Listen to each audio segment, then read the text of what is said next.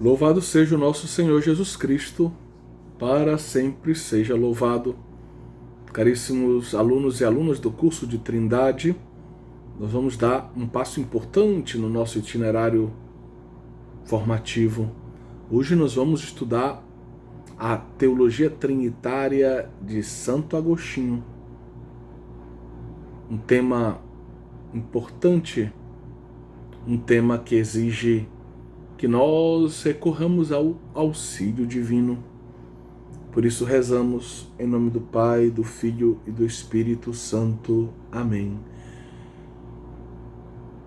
Ó Espírito Santo de Deus, ilumina a nossa inteligência, enche de amor o nosso coração, para que busquemos sempre e em tudo a verdade e a caridade.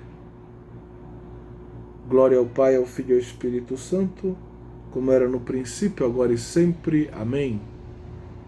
Nossa Senhora, sede da sabedoria, rogai por nós. Bom, se você tem o nosso manual Deus Unitrino, eu te convido a abrir o nosso livro na página 143. Vamos iniciar esse tópico, o ensinamento de Agostinho, no seu Tratado de Trinitate.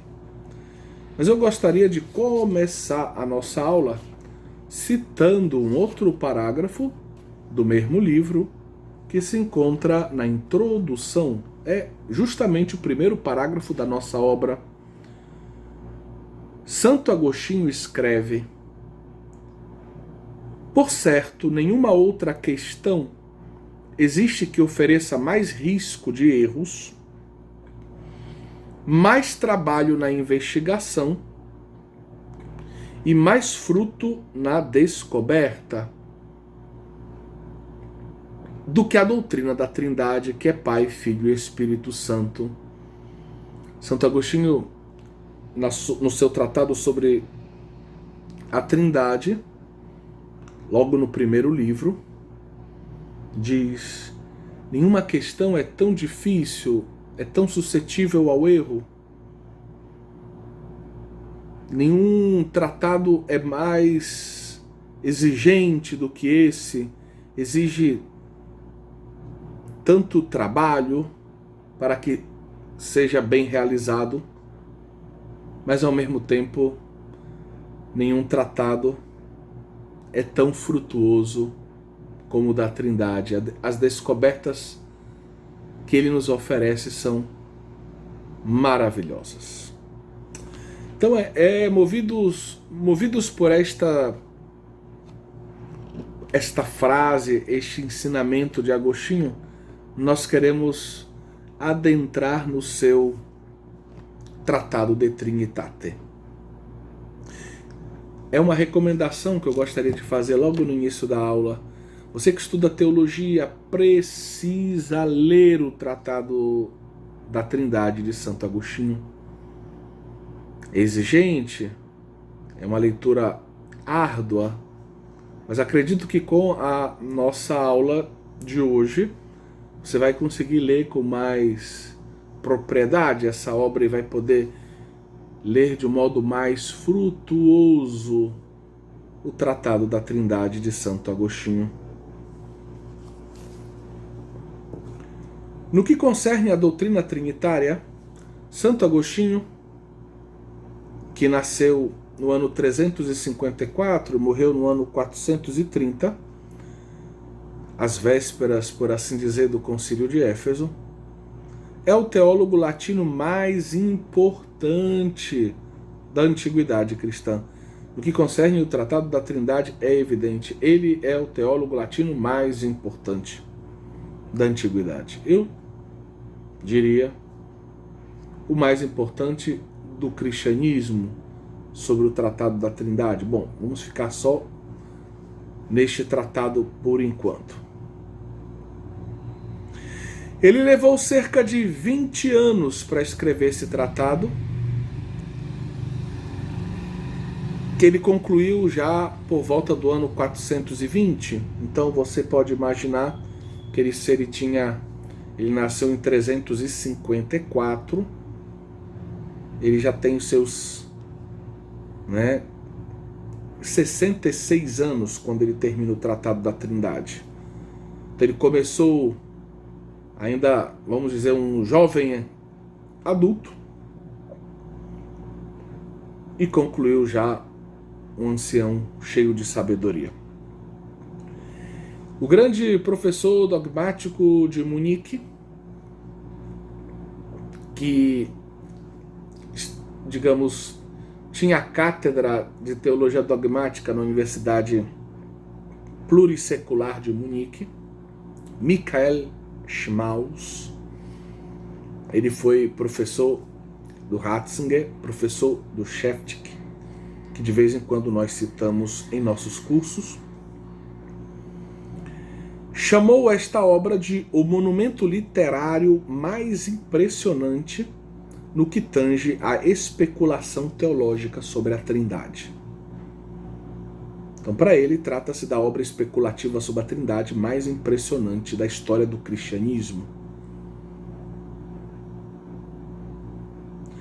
Agostino Trappé, um grande especialista de Santo Agostinho do século XX, do final do século XX, que deu nome, inclusive, à cátedra de estudos agostinianos que existe até hoje no Augustinianum, que é o instituto de ensino, de pesquisa sobre os padres da Igreja em Roma, pontifício, coordenado pelos agostinianos, do lado da Praça de São Pedro. Magnífico local, magnífico instituto, onde estudam os grandes especialistas da teologia patrística. Pois bem, Agostino Trappé escreve: o De Trinitate é a obra de síntese, a primeira do gênero, ao menos no que diz respeito à profundidade e à amplitude na história da teologia trinitária. É a obra de síntese mais perfeita da antiguidade, onde ele não só apresenta uma síntese mais da doutrina trinitária, mas o faz bem ancorado na Sagrada Escritura, uma obra de grande poder especulativo, uma obra de grande profundidade teológica. Realmente é um dos maiores clássicos da teologia cristã. Agostino Trappé, para quem não sabe, além ele tem diversas obras, volumes escritos sobre Santo Agostinho, artigos. É difícil a gente mensurar a grande contribuição que ele deu aos estudos teológicos e particularmente aos estudos sobre Santo Agostinho. Mas em língua portuguesa vale a pena mencionar essa obra de Agostino Trappé, traduzida e publicada pela editora Cultor de Livros. Agostinho, o homem, o pastor e o místico. Então é uma belíssima obra esta, que eu diria merece estar nas nossas bibliotecas. Além dela, eu gostaria de citar uma outra obra de Etienne Gilson, mais sobre, vamos dizer, o pensamento filosófico de Agostinho, que é a Introdução ao Estudo de Santo Agostinho, da editora Paulus. Vale a pena também conhecer. Já citei em outras aulas, mas pode ser que você esteja assistindo este vídeo sem ter assistido outras aulas. Então nós temos já em língua portuguesa esse dicionário do pensamento agostiniano, Agostinho, através dos tempos, uma enciclopédia, publicado em inglês originalmente por Fitzgerald. E ainda do Agostinho Trappé merece ainda ser mencionada para quem quer conhecer o pensamento de Agostinho de modo geral. O primeiro volume das obras de Santo Agostinho, publicadas pela Città Nuova, na Itália, bilíngue, todos os textos em italiano e latim, uma preciosidade. E o primeiro volume é uma introdução geral à obra, no fundo, uma introdução geral ao pensamento de Agostinho, escrita por Agostino Trapé também. Bem, dito isso, gostaria de tomar agora alguns parágrafos que se encontram no livro traduzido em língua portuguesa de Agostino Trapé, ou seja, Agostinho, o homem, o pastor, o místico. Vou ler alguns textos de epístolas nas quais Agostinho fala da sua obra De Trinitate. Vamos começar com um trecho da epístola 174. Ele diz: comecei na juventude e publiquei na velhice os livros sobre a Trindade, sumo e verdadeiro Deus. Assim escreve Agostinho em uma carta ao amigo Aurélio, bispo de Cartago. Em outra carta, ele escreve: no momento, não gostaria de ocupar-me nem mesmo dos livros sobre a Trindade, que há tempo tenho entre as mãos, mas que não pude terminar porque me custam muito trabalho.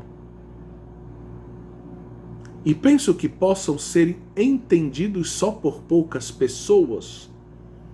Urgem, primeiramente, aqueles escritos que espero ser úteis a um público mais vasto. E é um trecho da epístola 169.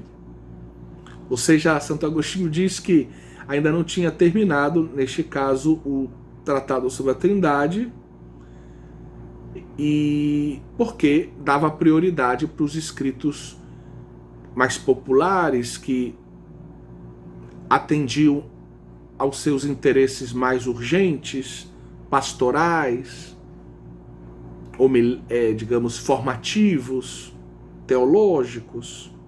E aí ele foi deixando a Trindade para depois, e assim por 20 anos ele foi fazendo.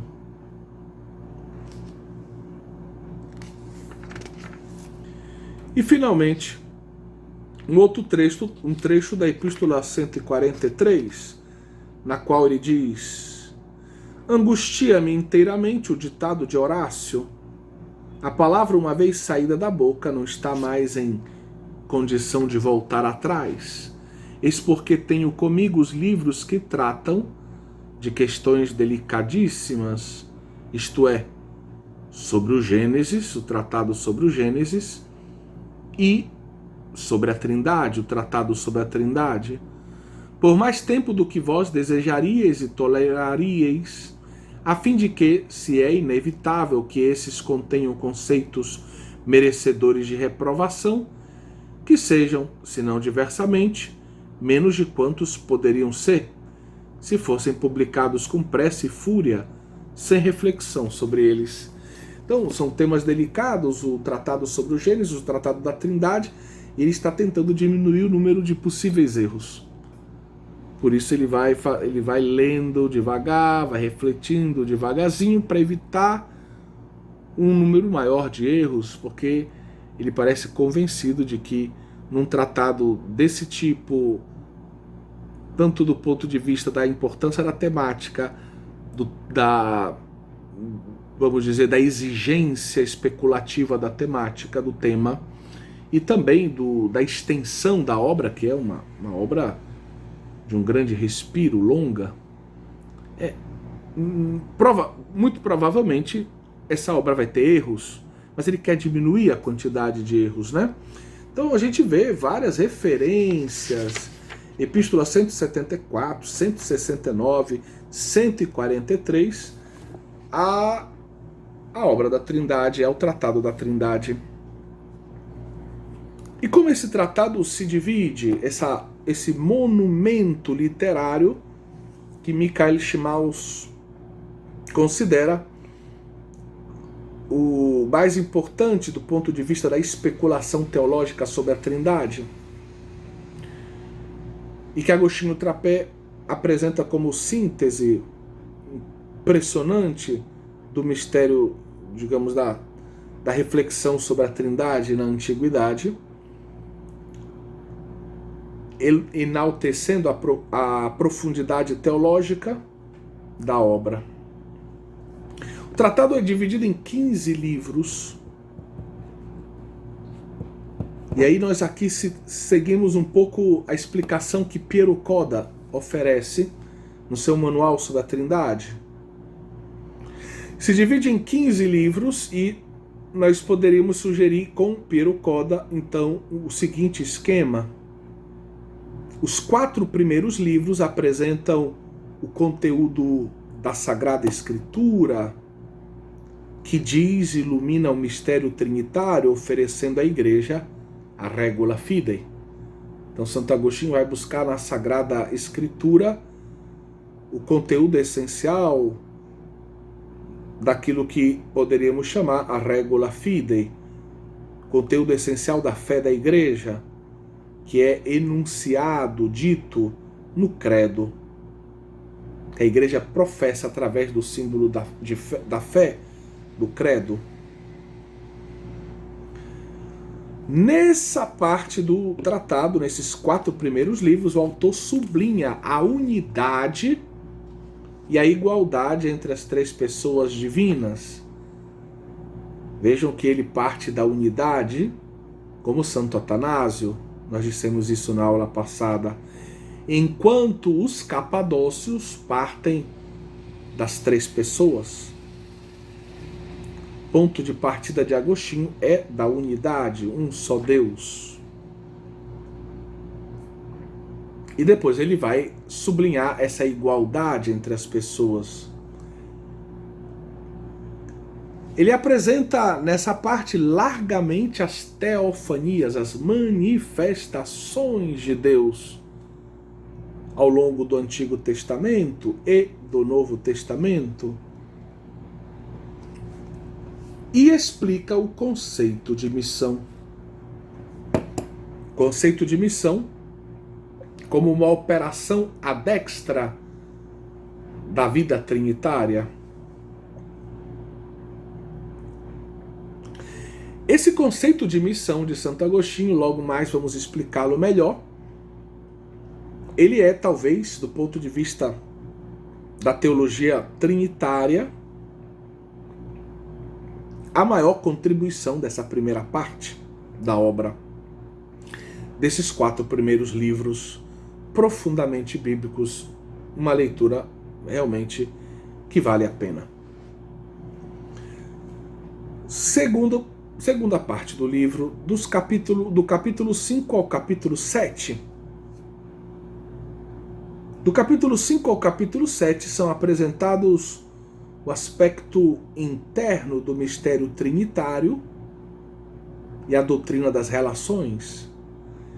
O capítulo 5 ao 7 é o momento, enquanto os 4 primeiros capítulos colhem da Sagrada Escritura a regula fidei, a fé da Igreja. Do capítulo 5 ao 7 nós temos um dos momentos mais especulativos da obra. Nós temos o momento da inteligência fidei, da inteligência da fé, onde o autor ele busca, iluminado pela fé, ele busca, deixando de lado toda a preguiça e humildemente ele busca aprofundar especulativamente o mistério da vida divina, da vida trinitária.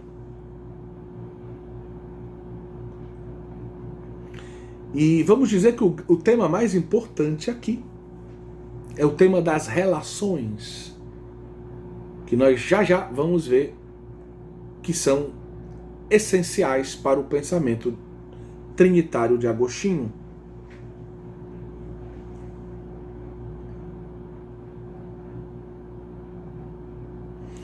Ele usa 2 instrumentos nessa reflexão especulativa. Primeiro, ele faz uma análise lógico-dialética dos nomes das pessoas divinas, dos nomes, vamos dizer, e dos conceitos relativos a Deus. A reflexão de caráter metafísico é, vamos dizer, o segundo instrumento.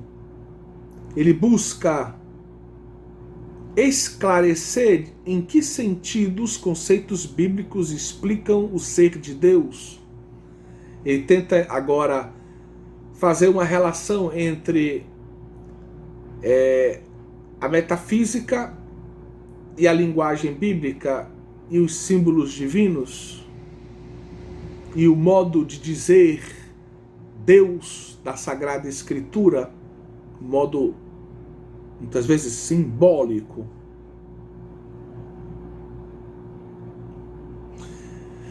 Então, enquanto a primeira parte, os 4 primeiros livros, nós temos a Regula Fidei, do livro 5 ao 7, a Inteligência Fidei, a parte mais especulativa. Na primeira parte, o tema da missão é essencial. Na segunda parte, o tema das relações é essencial. A terceira parte começa a partir do capítulo, ou melhor, do livro 8, onde Agostinho vai falar de um modo mais místico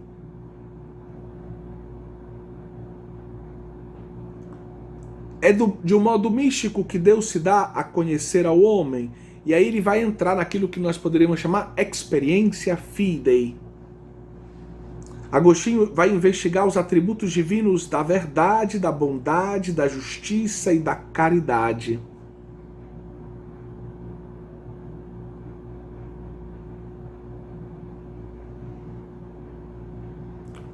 Uma experiência concreta para o homem. Quando o homem experimenta Deus, experimenta a proximidade de Deus, o amor de Deus, ele vai experimentando que Deus é amor, que Deus é bom, que Deus é verdade, que Deus é justo. Os grandes atributos divinos. E do capítulo 9 ao capítulo 14, ele desenvolve uma ideia interessante de que esse Deus Trindade criou todas as coisas, deixando, por assim dizer, as suas digitais, os seus rastros trinitários na obra criadora. E de um modo especial ele fala do homem. O homem ele traz dentro da sua alma uma digital de Deus. O homem tem uma estrutura trinitária. E Agostinho está se referindo ao espírito do homem, que possui a memória, a inteligência e a vontade.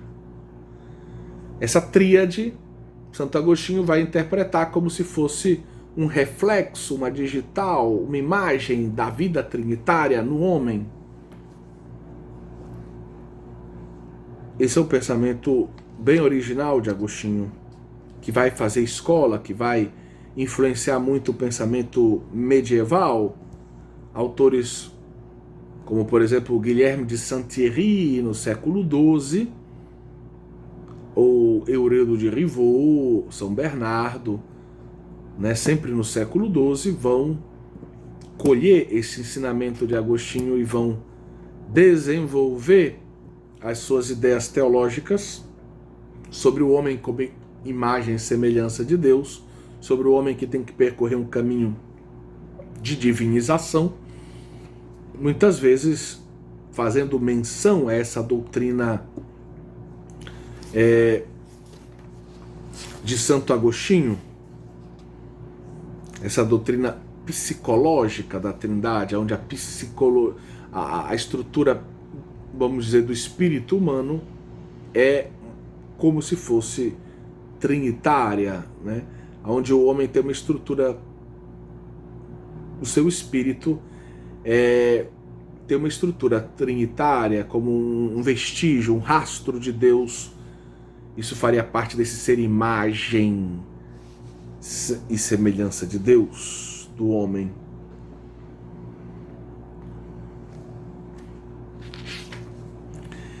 Então, No livro 15, nós temos então a síntese da obra, um resumo, onde ele aprofunda também a processão do verbo e do espírito, o modo com o qual o verbo procede do Pai e o modo com o qual o espírito procede do Pai, a diferença desses dois modos, e o espírito entendido como esse amor do Pai e do Filho, como esse laço de amor entre o Pai e o Filho. É um capítulo formidável, é um livro formidável, o último, o 15º.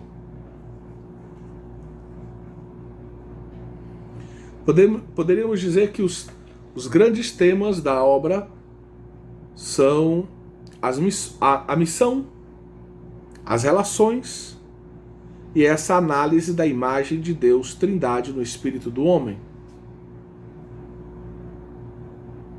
Então, a missão lá na primeira parte, as relações na segunda parte e essa estrutura do homem trinitária na terceira parte. A obra ela também tem um certo valor apologético, um certo ar apologético, porque ela defende a fé cristã contra dois excessos,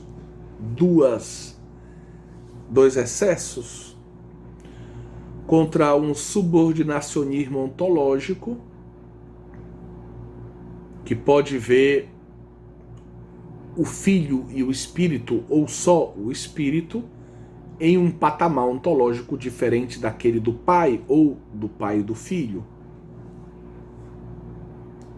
Combate o arianismo também.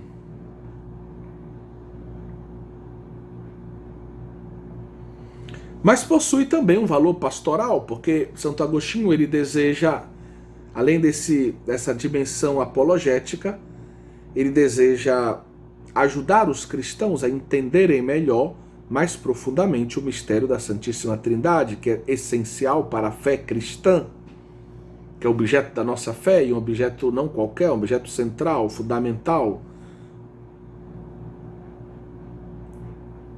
A obra De Trinitate foi escrita, diz Agostinho Trapé, com um duplo motivo, tem uma dupla razão.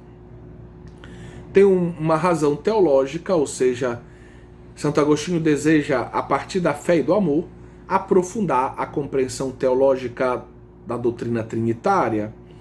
Ele está convencido de que o conhecimento gera amor. Como ele ama, ele crê, ele quer conhecer mais para amar mais. E quanto mais ele amar e mais crer, mais ele vai buscar conhecer para amar ainda mais. Ele está convencido que o conhecimento gera amor. Mas tem também um motivo místico. Agostinho busca com humildade, fé e profundo respeito o mistério.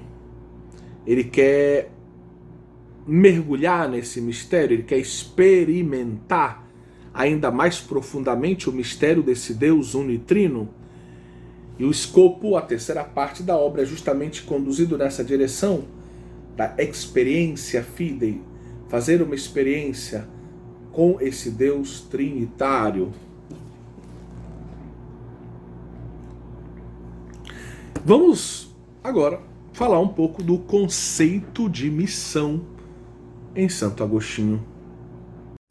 Antes de falar então dessa importante contribuição de Agostinho, que é o conceito de missão, vale a pena ainda lermos alguns trechos dessa obra de Agostinho Trapé, O Homem, o Pastor e o Místico.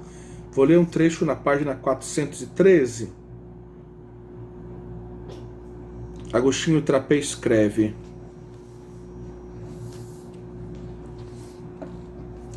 Santo Agostinho quer subir e quer conduzir o leitor à contemplação desse augusto mistério, a Trindade, convencido de que a vida cristã ou é trinitária ou não é cristã.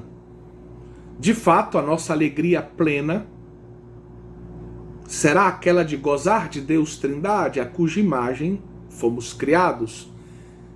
Isso já tem na obra filosófica sobre a vida feliz de Agostinho. Ele diz que a felicidade do homem é fruir Deus, é gozar de Deus Trindade.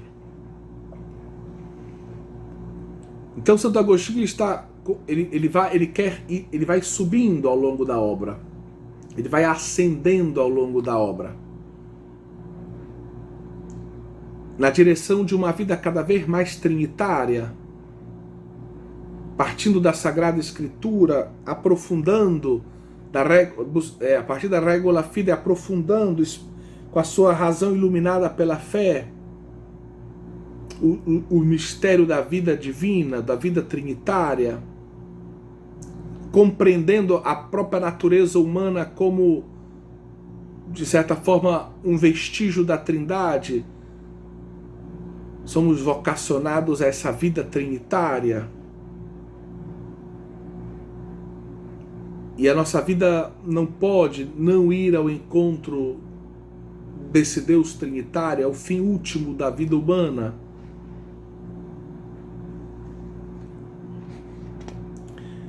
Ele ordena toda a sua vida a este objeto: recordar, conhecer, amar a Trindade, de modo que essa esteja presente em nós e nós a contemplemos e nela gozemos. Esse é um trecho do 15º livro do De Trinitate. Repito,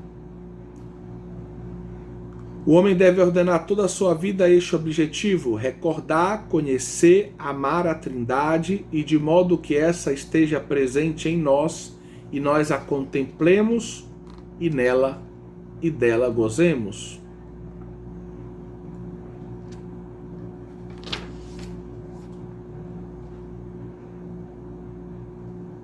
Conhecimento do Deus Trindade não pode ser só teórico. Os livros ajudam, o seu tratado ajuda, mas o conhecimento precisa ser experimental, afetivo, beatificante.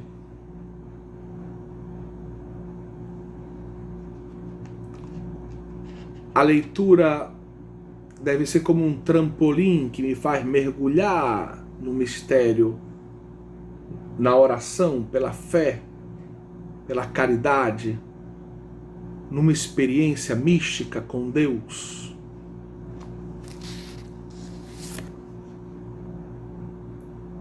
Ao ler o tratado, o leitor vai reconhecendo a si mesmo como imagem criada da Trindade, vai sendo convidado a subir de grau em grau, através de um exercício intelectual e um sério empenho de purificação, até chegar à sabedoria mais alta, imagem de Deus, Trindade em nós. Essa experiência com Deus, na sua plenitude, nós vamos ter quando estivermos face a face com Deus, mas toda a vida cristã deve ser uma espécie de caminho ascensional na direção desse Deus Trindade.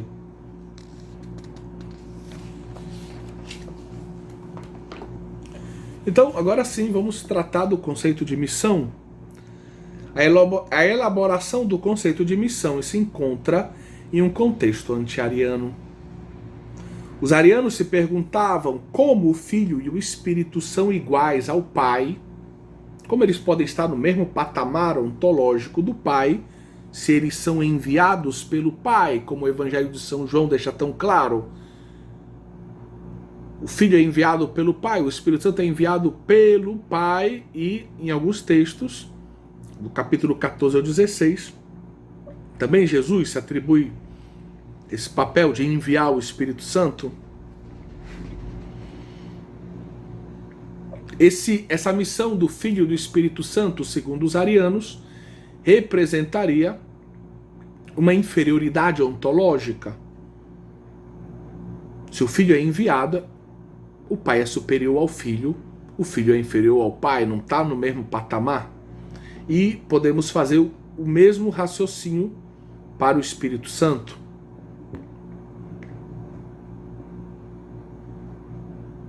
No De Trinitate, no livro 2, Santo Agostinho escreve: Você tem essa citação na página 145 do nosso manual. Os adversários apresentam outro argumento, os heréticos, né? Dizendo: aquele que envia é maior do que o enviado, ou seja, o pai é maior do que o filho. Esse é o pensamento dos arianos. E também é ele maior do que o Espírito Santo. E o Espírito Santo é inferior a ambos, porque o pai o envia e o filho também o envia. Então Santo Agostinho ele vai dizer: bom, então estamos aí diante de vários problemas. Se o pai envia o filho, dizem os arianos, então o filho é inferior ao pai, o pai é superior ao filho. Mas se a gente lê o Evangelho de São João, se diz que o Espírito Santo é enviado pelo pai, e alguns textos também pelo filho. Então o Espírito Santo seria inferior ao pai, ao filho. Então realmente nós temos agora 3 níveis ontológicos. Não temos um só Deus em 3 pessoas, mas temos, por assim dizer, Deus Pai num patamar verdadeiramente divino e o Filho que se encarnou num patamar inferior, não Deus de Deus, e o Espírito Santo também num patamar ainda inferior. Agostinho ensina que o fato de que o Filho e o Espírito tenham no Pai a sua origem eterna não significa que sejam inferiores a ele. Ou seja, o fato de que o Pai seja a origem eterna do Filho e do Espírito Santo de modos diversos, como Agostinho vai explicar, que Gregório de Nazianzo já usava essa ideia da geração e da processão, não significa esse fato que eles estejam, que o Filho e o Espírito Santo sejam inferiores ao Pai. Não. Eles são. O Filho recebe o ser divino que o Pai lhe confere. O ser divino do Filho é consubstancial ao do Pai. O ser divino do Espírito Santo é consubstancial ao do Pai e do Filho. Então, Agostinho define assim o conceito de missão. Preste atenção, anote, sublinhe. Sair do Pai e vir a este mundo. Isto significa ser mandado. Ou seja, a missão para Agostinho no caso da vida trinitária, é sair do Pai e vir ao mundo. Ser mandado. A missão divina indica, ao mesmo tempo, o proceder de uma pessoa em relação a outra e um novo modo de ser desta pessoa no tempo. Então, à luz desse conceito, sair do Pai e vir ao mundo, a gente entende 2 coisas. Primeiro, se o Filho, a missão do Filho, ele foi enviado pelo Pai ao mundo, ela aponta para o fato de que o Filho procede do Pai, procede por geração do Pai.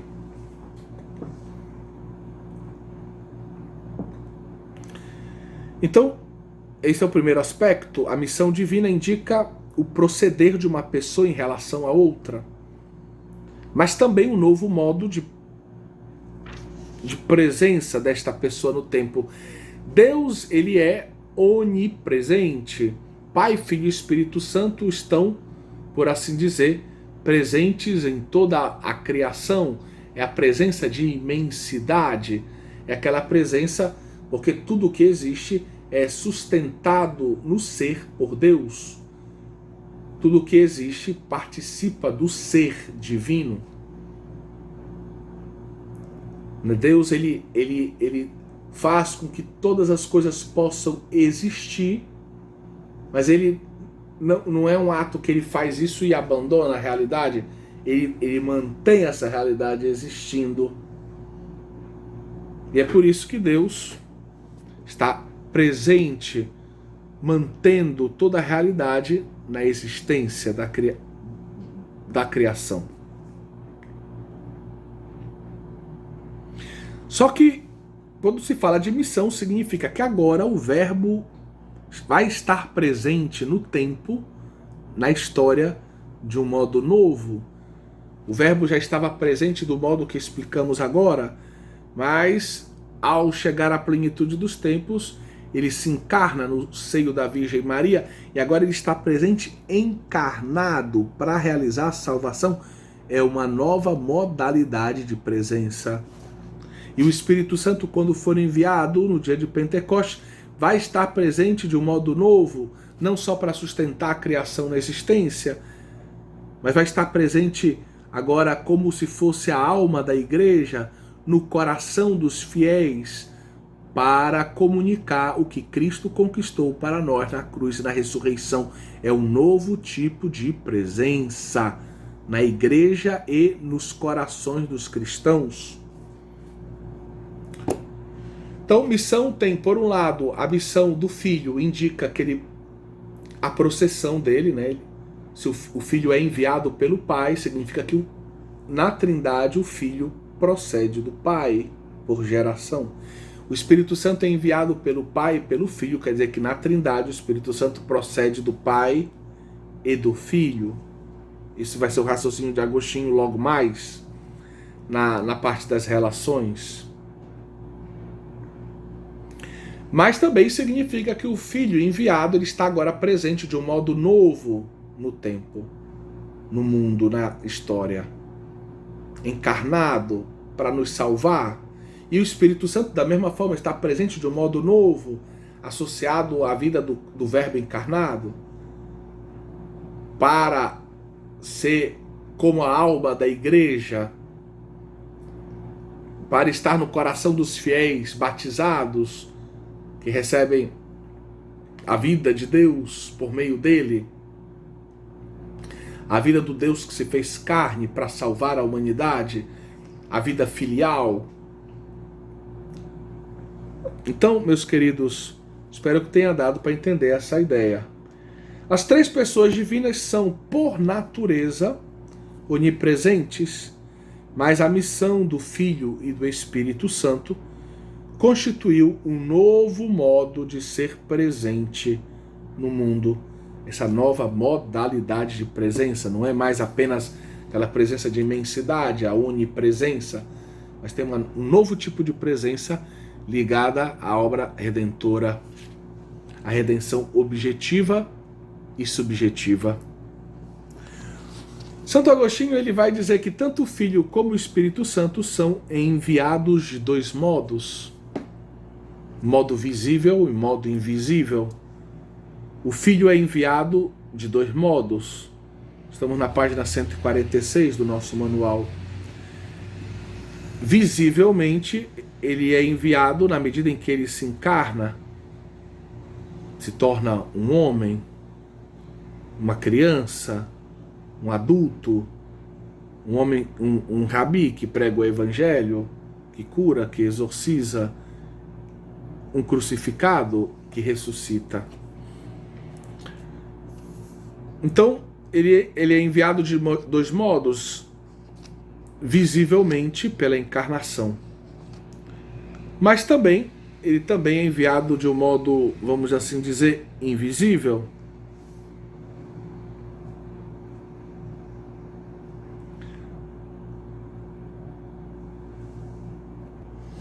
Invisível em que sentido? Invisível porque Jesus Cristo está associado a cada cristão pelo batismo. Somos corpo de Cristo. A vida dele circula em meio a nós.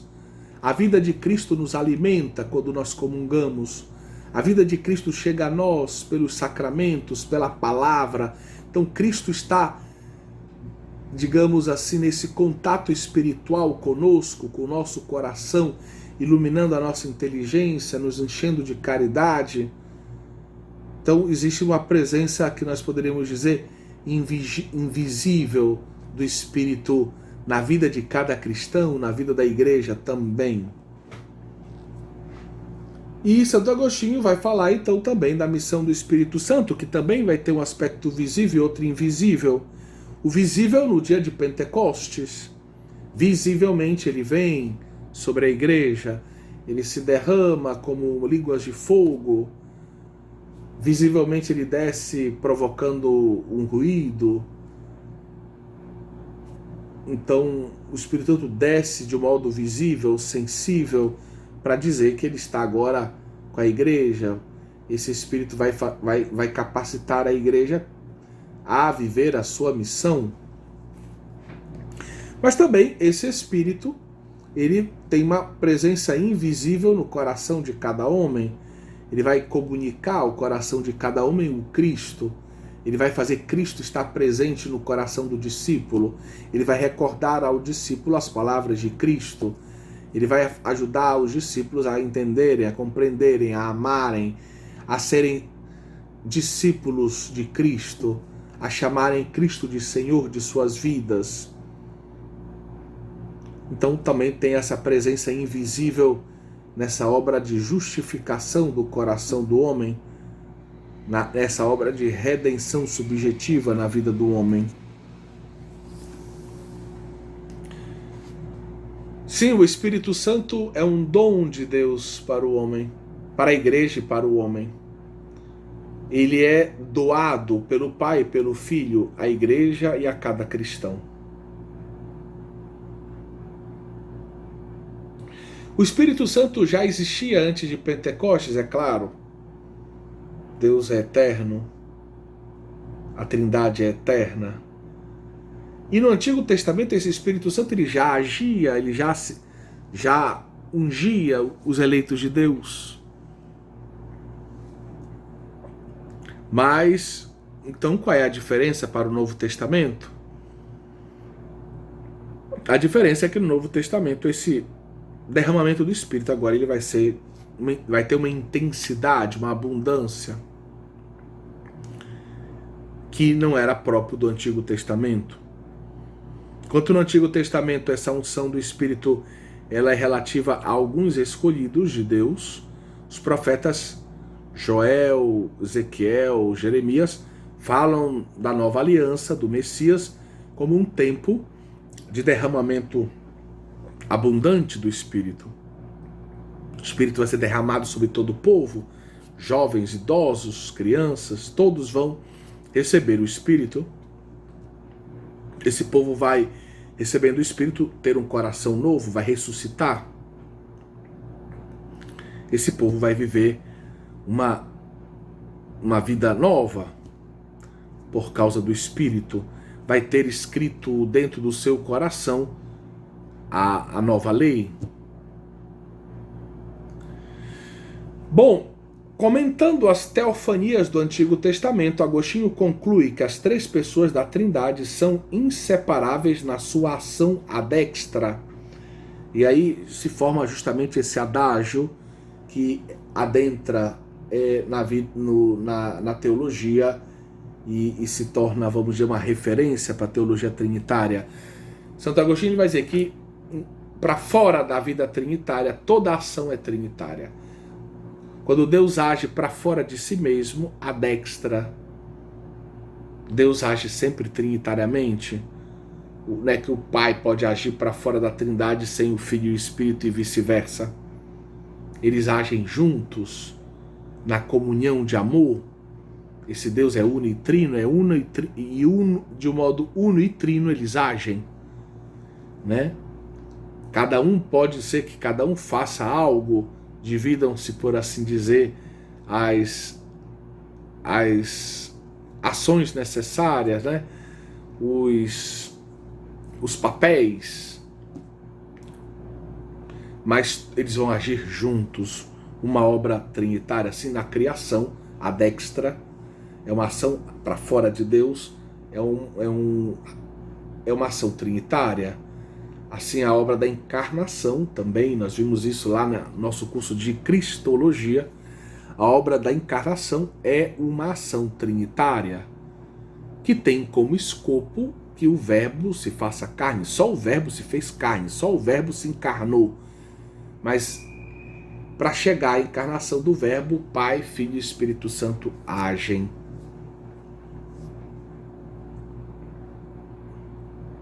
Então espero que tenha ficado claro isso para vocês, esse conceito de missão, que é tão importante. Destaco a missão do filho.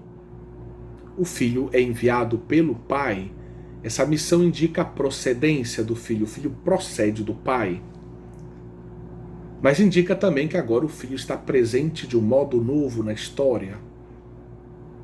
Um modo visível pela encarnação e um modo invisível na justificação dos corações.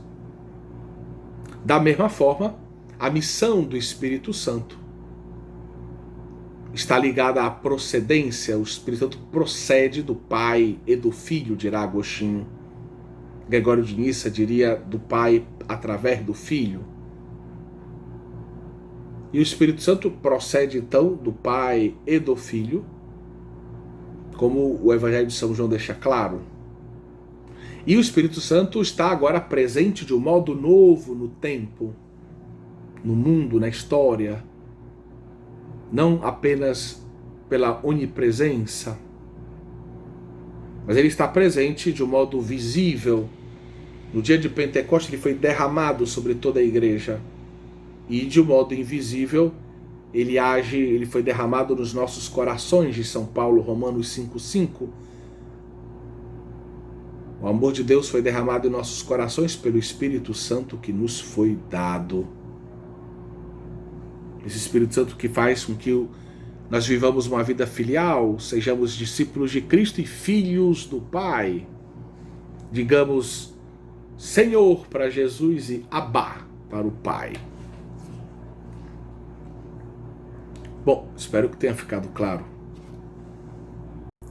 Vamos tentar explicar agora de modo mais esquemático o pensamento de Agostinho sobre as missões, a missão do Filho e a missão do Espírito Santo. Agora, é importante que a gente vá se adequando a esse tipo de raciocínio, que vai ser mais elaborado ainda quando chegarmos em Santo Tomás de Aquino.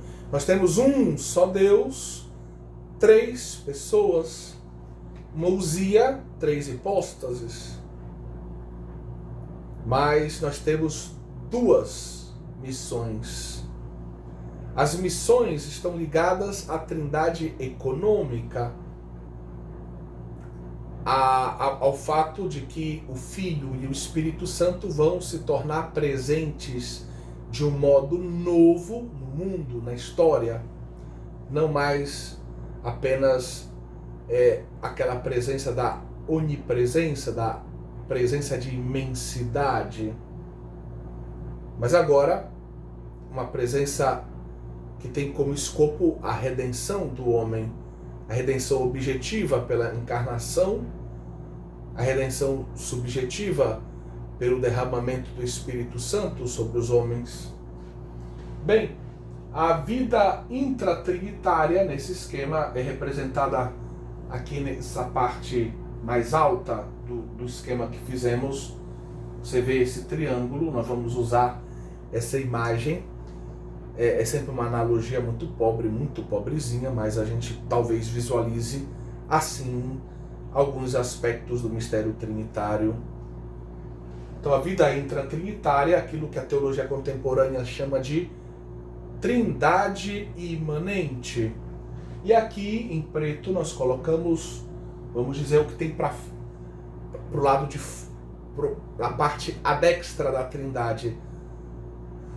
Ou seja, tudo aquilo que existe, que provém de Deus. Deus é o criador de tudo que existe, criou tudo que existe do nada, ex nihilo. Então o mundo criado com tempo, com espaço. Então essa vida trinitária, um só Deus, essa substância divina, é comum a três pessoas. O Pai, veja que eu coloquei de vermelho para indicar que ele é origem não originada.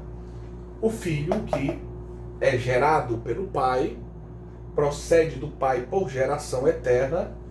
E o Espírito Santo, que na linguagem de Agostinho, logo veremos isso melhor, procede do Pai e do Filho. Por isso eu coloquei ele procede do Pai e do Filho, e o Filho procede do Pai. Veja que eu coloquei as cores, cor azul é a cor do Filho, o Filho recebe o seu ser do Pai, o roxo, o Espírito Santo recebe o seu ser do Pai e do Filho. Ok? Agora, o fato que nós desejamos agora compreender melhor, o que nós desejamos compreender melhor é a missão. Ou seja, nós temos duas missões, a missão 1 e a missão 2. A missão do Filho, azul, a missão do Espírito Santo, roxo. Da mesma forma, aqui na Trindade nós temos a processão número 1 e nós temos a processão número 2, a do Espírito. Então, a missão número 1, o Filho vai se apresentar, se tornar presente no mundo de um modo novo. Ele é enviado pelo Pai. De um modo novo, ele vai se tornar presente. Essa missão tem um aspecto visível e invisível. A gente resume aqui, bem esquematicamente, o aspecto visível dito pela encarnação, o aspecto invisível por essa presença de Cristo na alma de cada homem, ligada à justificação de cada homem. Da mesma forma, o Espírito Santo, que na vida intratrinitária procede do Pai e do Filho, ele também vai vir em missão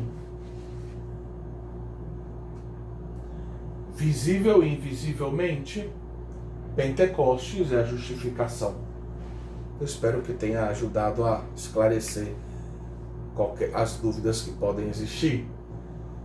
O Filho, ele procede do Pai, por isso ele vem em missão enviado pelo Pai.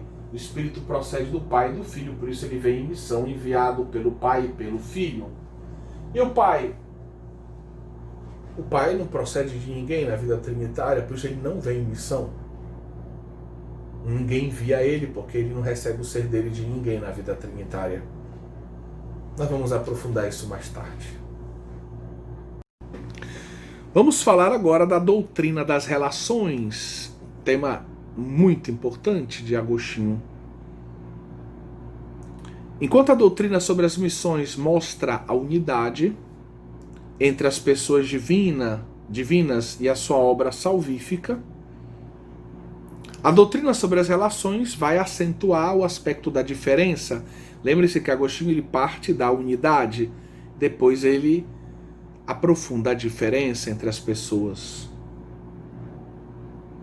Então, a doutrina sobre as relações vai acentuar justamente a noção de que há uma diferença entre as três pessoas.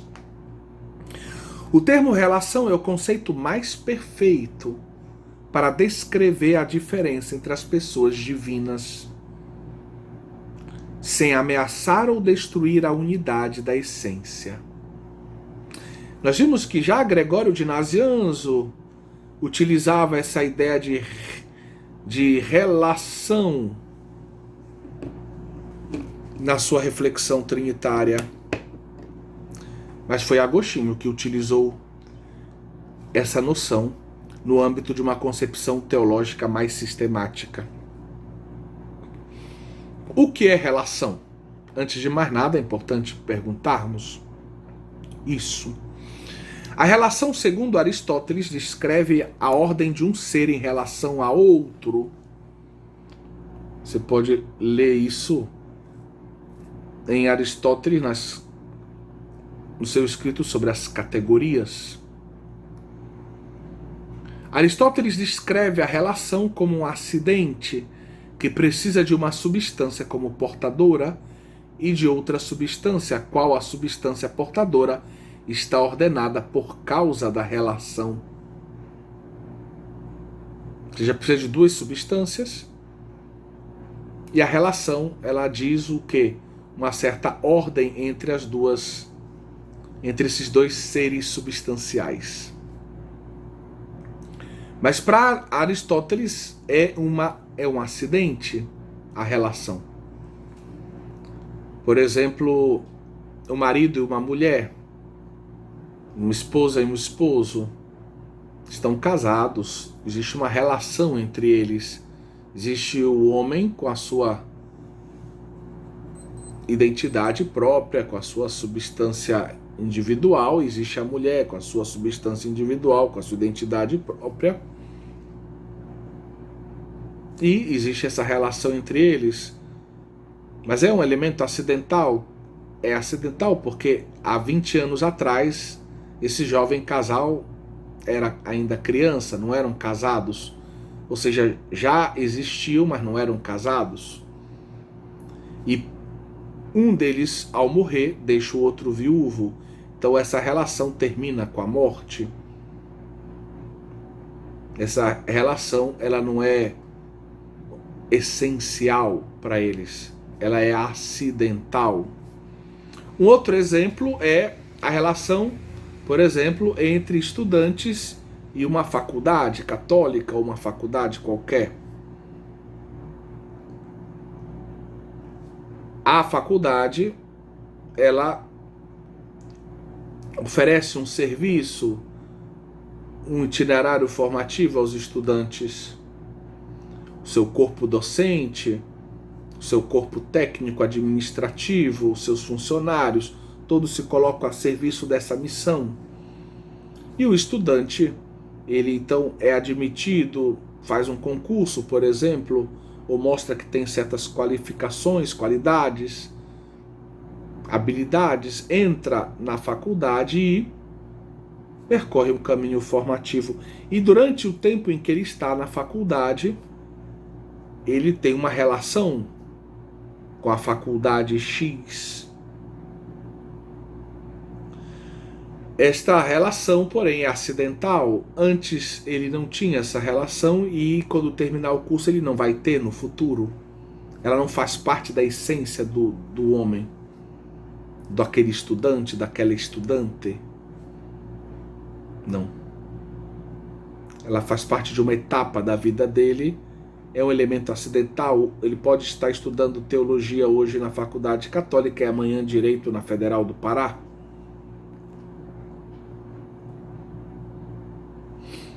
Esta relação não pode ser pensada sem os estudantes, porque eles são os portadores dessa relação de estudo entre a faculdade, justamente, e os discentes. Mas o ser humano não é, por essência, estudante. Ao menos do ponto de vista filosófico, não. Ser estudante é um elemento acidental da vida humana. Ser estudante não coincide com a substância da pessoa que estuda. A relação, então, entre o aluno e a faculdade é uma relação acidental, não faz parte da substância dos alunos. No que concerne a relação entre pai e filho, agora falando da vida intratrinitária, Agostinho então colhe esse ensinamento de Aristóteles, mas vai modificá-lo. Ele vai dizer que na relação entre pai e filho, não se pode falar de um elemento acidental, como Aristóteles sugere.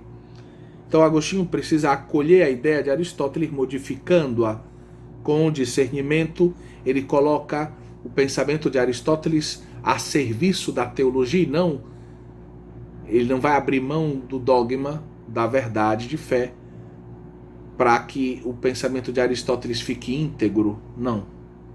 Ele vai modificar o pensamento de Aristóteles. Agostinho vai dizer que não pode haver nada acidental em Deus, então essa relação entre Deus e Pai não pode ser acidental. Então cai a ideia de Aristóteles.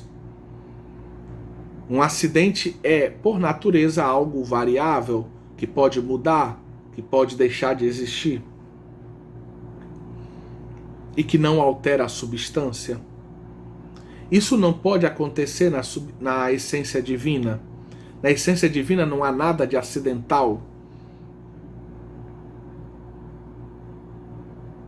Deus sempre foi, é e sempre será Pai, Filho e Espírito Santo. Essa relação Pai e Filho é eterna, ela não vai deixar de existir. Sempre foi, é e será. Ela faz parte da substância divina. O Pai sempre, Deus sempre será Pai, Filho e Espírito Santo. Ser Deus, ser Pai, Filho e Espírito Santo é uma realidade invariável e eterna em Deus. Vamos ler aqui um trecho do De Trinitate, livro 5. Em Deus, estamos na página 147 do nosso manual. Em Deus, nada se diz no aspecto de acidente, pois nele nada é mutável, mas nem tudo é dito conforme a substância. Usa-se dizer certas coisas de Deus segundo a relação. Ou seja, nós temos o elemento, o acidente e a substância. O elemento acidental é justamente imutável, a substância em Deus é eterna. Em Deus, então, nada se pode dizer que tenha um aspecto acidental, mutável, variável. Não, nada. Em Deus não tem nada de mutável, variável, nem acidental. Mas nem tudo em Deus é também, vamos dizer, apenas substância. Nem tudo é dito segundo apenas ou conforme apenas a substância. Existem em Deus as relações. Então, podemos fazer um discurso sobre as relações divinas. Ou seja, sobre a relação entre o pai e o filho, ou o filho e o pai, que não é a mesma. O pai é o pai do filho, ele é a origem do filho. O filho é originado pelo pai, ele encontra a sua origem no pai. Então, entretanto, isso não é um acidente. A relação entre pai e filho não é acidental, recorda Agostinho. Pois o pai é sempre pai, o filho é sempre filho, o pai é sempre origem do filho, o filho é sempre originado pelo pai. É a geração eterna, o pai está gerando eternamente o filho está sendo gerado eternamente pelo pai. Essa relação não é acidental, porque o ser do pai e o ser do filho são eternos e imutáveis. E assim, a relação entre o pai e o filho é eterna e imutável. Portanto, ainda que seja diferente ser pai e ser filho, não significa que haja diferença de substância. Ser pai e filho é uma questão de relação, mas a substância do pai é a divina, a substância do filho é a divina. Eles são co-substanciais, como o Concílio de Nicéia já ensina. Homoousios.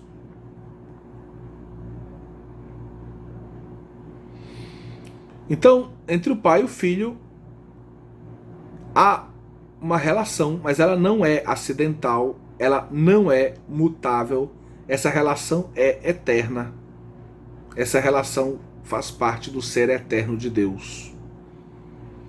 Com este conceito de relação, Agostinho transforma a tabela de categorias de Aristóteles para falar do mistério trinitário. Como eu dizia, ele não vai diminuir, colocar em risco a verdade de fé para manter íntegra a ideia de Aristóteles, o pensamento de Aristóteles. Ele vai adaptar o pensamento de Aristóteles para dizer, para tornar mais claro ou mais clara a verdade da fé. A noção de relação permite a Agostinho falar da diferença entre o pai e o filho. Não tem diferença substancial entre o pai e o filho, mas tem uma diferença de relação. Porque o filho não é a origem do pai, mas o pai é a origem do filho. Só o pai é a origem do filho. E o filho, junto com o pai, pode ser dito a origem do Espírito Santo. E o pai não tem origem.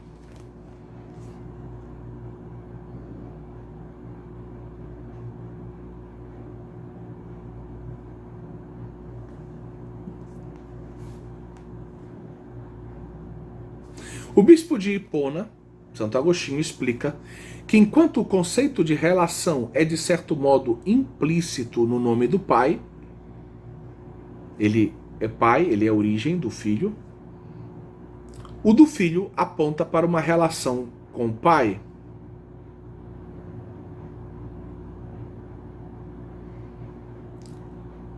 O mesmo não acontece com o Espírito Santo, ou seja, os nomes pai e filho dizem a relação. O pai é a origem do filho, o filho é originado do pai. Mas quando a gente fala de Espírito Santo, aí a gente não tem a mesma coisa. Agostinho recorda que em Atos 8:20 e João 4:10, o Espírito Santo é chamado de dom de Deus. Dom de Deus. E para Agostinho, esse dom de Deus significa que o Espírito Santo seria o dom do Pai e do Filho. Ou seja, o Espírito Santo é o que o Pai e o Filho dão juntos. O Pai e o Filho, no seu amor, eles sopram juntos. Desse amor do Pai e do Filho procede o Espírito Santo. O Espírito Santo é um dom que vem desse amor do Pai e do Filho, do Pai e do Filho. Vamos ler outro texto, nota 360, De Trinitate Sempre, o quinto livro. Essa relação do Espírito Santo com o Pai e o Filho, porém não aparece claramente nesse nome, Espírito Santo. Pois ele é dom do Pai e do Filho, visto que procede do Pai. E aí Santo Agostinho cita João 15:26, texto que já temos recordado o quão importante seja, quando diz que o Espírito Santo procede do Pai. E quando o apóstolo diz quem não tem o Espírito de Cristo não pertence a ele, está se referindo evidentemente ao Espírito Santo. Portanto, o Espírito Santo é como uma comunhão inefável do Pai e do Filho. Ele começa a desenvolver essa ideia. O Espírito Santo é a comunhão do Pai e do Filho. O Espírito Santo é o dom do Pai e do Filho. O Espírito Santo é o laço de amor entre o Pai e o Filho. O Espírito Santo provém dessa relação de amor do Pai e do Filho. Ele procede do Pai e do Filho, do amor do Pai e do Filho. Agostinho distingue claramente os atributos essenciais, melhor dizendo, de Deus. Sabedoria, a justiça, a bondade, a caridade. Natureza, substância e essência são sinônimos nos seus escritos. Natureza, substância e essência são sinônimos. Em Deus só tem uma natureza, substância e essência, que é a divina. No âmbito das relações encontramos o que reguarda a especificidade de cada uma das três pessoas divinas. As relações, a doutrina das relações é o espaço no qual Santo Agostinho desenvolve a especificidade de cada pessoa. Porque, no mais, as pessoas são iguais, a mesma substância divina, nas três. Mas elas se distinguem uma das outras por causa das relações. Então, o pai é o pai na medida em que gera o filho é o filho na medida em que é gerado pelo pai, e o Espírito Santo é o Espírito na medida em que procede do pai e do filho. em latim, filioque. Então, o pai é aquele do qual o filho procede. O pai é aquele que gera o filho. O filho é aquele que é gerado pelo pai. A relação do pai é gerar o filho. A relação do filho é ser gerado pelo pai. A relação do Espírito Santo é ser proceder do pai e do filho. Nenhuma pessoa divina é pai ou filho por si mesma, mas cada pessoa o é em relação a outra. Quer dizer, o pai é pai graças ao filho, o filho é filho graças ao pai, o Espírito Santo é Espírito Santo graças ao pai e ao filho. Certo? Em João 10,30 temos um texto importante. Eu e o Pai somos um, diz Jesus. Agostinho diz que esse um só refere-se à essência. Eu e o Pai temos uma essência só, a divina. Mas quando ele diz eu e o Pai, ele está dizendo a relação. Então, eu e o Pai somos um. João 10,30. Segundo Agostinho, aqui nós temos duas coisas ensinadas por Cristo. Nós somos um só, uma só substância. Eu e o Pai, relação, pai e filho. Esta dupla relação é descrita por Agostinho de um modo brilhante. Em Deus tudo é uno. Em Deus tudo é de todos. Tudo faz parte da substância divina. Tudo é uno, exceto o que é dito de cada uma das pessoas em relação às outras. Ou seja, o único modo de eu falar da especificidade do Pai, Filho e Espírito Santo é falar das relações. E falar das relações é falar de cada um deles, mas quando eu falo de um, eu tenho que falar em relação a outros. O Pai em relação ao Filho, o Filho em relação ao Pai, o Espírito Santo em relação ao Pai e ao Filho. O fato de que Agostinho tenha sublinhado a importância do termo relação fez com que ele utilizasse menos em suas explicações teológicas o termo pessoa. Como ele bate muito na tecla da relação e mas usa menos o termo pessoa. Este segundo termo, pessoa, é aceito por Agostinho como uma correspondência ao termo grego hipóstasis. Mas essa ideia de pessoa tem que ser aprofundada, segundo Agostinho, quando aplicado esse termo à Trindade. Vamos ler outro trecho aqui de Agostinho. Dizemos de preferência uma essência ou substância e três pessoas. Assim se exprimiram muitos escritores latinos, como Tertuliano, dignos de crédito, que explanaram esses assuntos, já que não encontraram outra expressão mais adequada para enunciar em palavras o que sem palavras compreendiam. Foi um modo de dizer o mistério no qual eles criam. De fato, como o Pai não é o Filho não é o Pai, e o Espírito Santo, denominado também dom de Deus, não é nem o Pai nem o Filho. Estes são três. Mas o que são os três? Pergunta Agostinho. Teremos que reconhecer que a linguagem humana mostra a sua extrema indigência, ela é pobre. Dizemos, porém, três pessoas. Não como se pretendêssemos nos expressar com precisão, mas para não calarmos. Dizemos são três pessoas, mas a nossa experiência com o ser pessoa é muito diferente do ser pessoa de cada um, do Pai, do Filho e do Espírito Santo. O que nós entendemos desse ser pessoa da Trindade? Muito pouco. A gente diz que são três pessoas, mas o que nós conhecemos sobre as pessoas aqui na Terra é tão pequenino diante do que Deus, de como Deus é. Então a gente diz, mas A nossa linguagem é muito pobre. A nossa compreensão é muito escassa. Santo Agostinho, aqui a gente vê justamente, lembrando das nossas aulas de introdução à teologia, Santo Agostinho admite que a gente pode fazer um discurso catafático, positivo, mas não se esqueça, especialmente no discurso trinitário, é muito importante isso, pelo aspecto abstrato, especulativo do tratado, que tem uma dimensão profundamente apofática, a reflexão sobre a Trindade. Né? Essa via da negação, a gente vai dizendo muito o que Deus não é, para entender o que Deus é, para tentar dizer o que Deus é.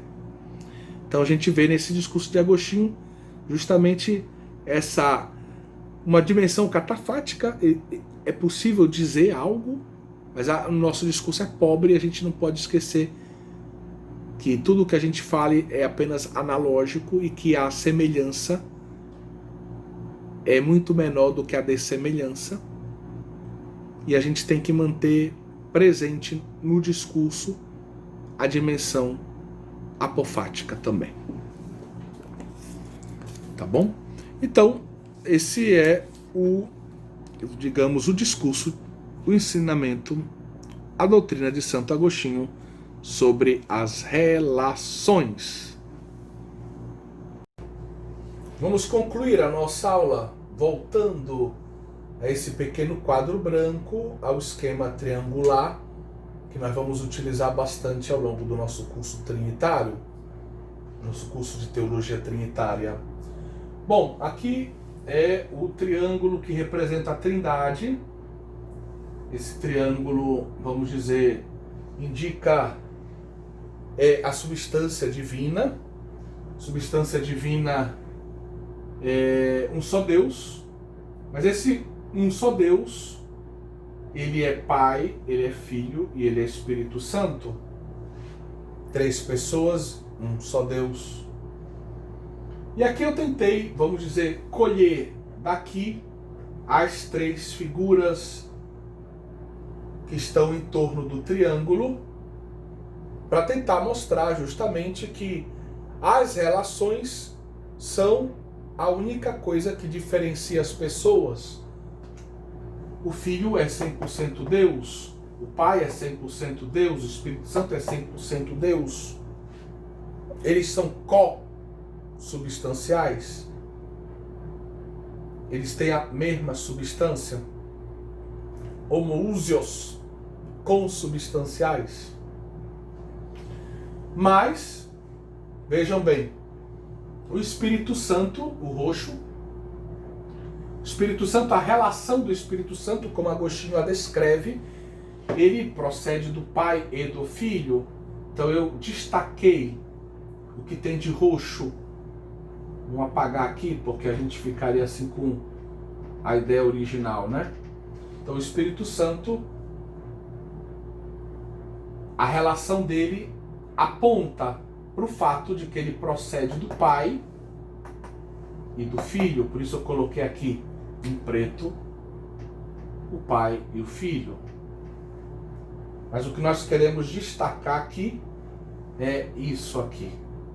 O Espírito Santo é diferente do Filho em matéria de relação. A relação do Filho é bem diferente. Olha como é a relação do Filho.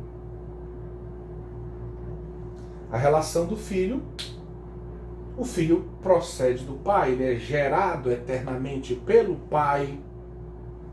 Não entra o elemento... Enquanto aqui, o Espírito Santo, a relação do Espírito Santo aponta tanto para o Pai quanto para o Filho, a relação do Filho aponta só para o Pai.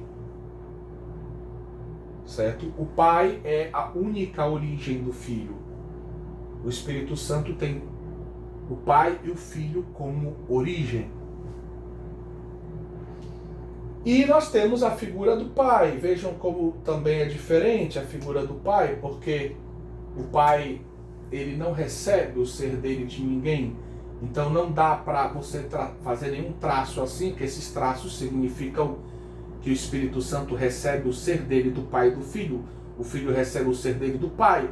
Como o Pai não recebe o ser dele de ninguém, a gente bota um ponto aqui para não botar nada, para não deixar vazio. A gente botou um ponto aqui, como se fosse o ponto que indica que o Pai está. A relação do Pai é esse de agêneto, de origem. Ele é a origem do Filho, ele é a origem do Espírito Santo, mas ele não tem a sua origem em um outro. A sua origem está nele mesmo, né? Então vejam como são figuras diferentes. Geometricamente diferentes, isso aponta para o fato que são três relações diferentes. Que é o que eu queria fazer, essa analogia entre as imagens geométricas e as relações trinitárias. Então todo discurso sobre Deus, no fundo, aponta para a unidade. É de onde Agostinho parte, da unidade na sua reflexão. E as relações, vamos dizer, é o ambiente no qual se pensa, se diz a especificidade de cada uma das pessoas, mas a especificidade de cada uma delas é sempre dita em relação às demais, a partir dessa ideia de origem. Do Espírito que tem a sua origem no Pai e no Filho, do Filho que tem a sua origem no Pai, e do Pai que não tem a sua origem em ninguém, mas que é a origem eterna do Filho e do Espírito Santo. Espero que tenha ficado mais claro para todos vocês. Que Deus abençoe cada um de vocês e até a próxima aula em nome do Pai, do Filho e do Espírito Santo. Amém. Santo Agostinho, rogai por nós.